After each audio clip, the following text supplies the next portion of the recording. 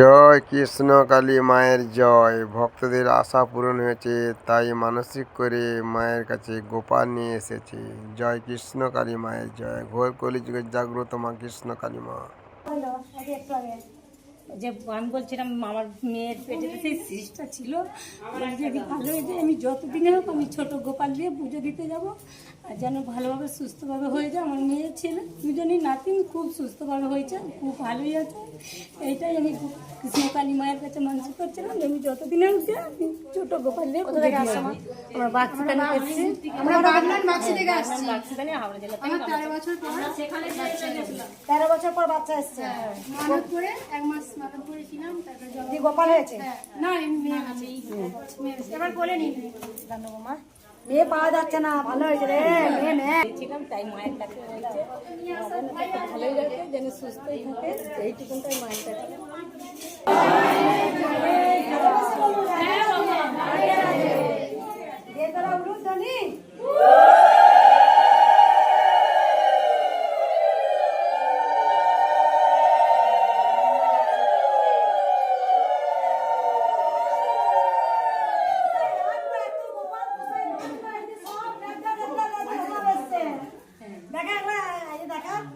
কত গোপাল, ওই দেখো ছোট বড় গুচ্ছি গাপচা, ওই দেখো সব বসাচ্ছে।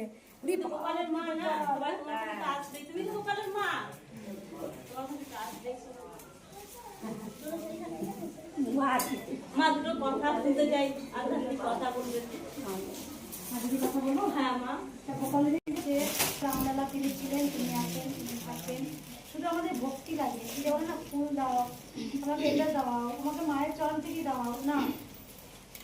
যদি কেউ ঘরে বসে বলতে পারে জয় কৃষ্ণকালী মায়ের জয়, এই মহামন্ত্রের মধ্যে যে কি অলৌকিক শক্তি আছে, যারা পেয়েছে তারা তো জানে। 13 বছর পর বাচ্চা, কারো বাচ্চা হওয়ার সম্ভাবনা নেই, তাদেরও বাচ্চা হয়েছে। 22 বছর বাচ্চা হয়ে মারা গেছে, বাচ্চা 18 বছর 22 বছর পর মারা গেছে। মায়ের কাছে বলে গেছে মা সেই সন্তানকে যেন আমি ফিরে পাই।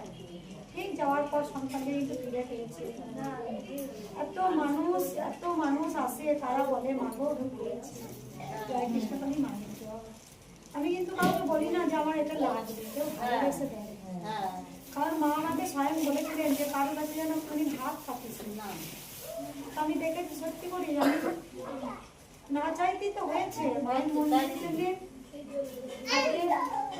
মায়ের মন্দির করেছিলাম, মন্দিরটা হয়ে গেল, তো হয়ে তো গেল।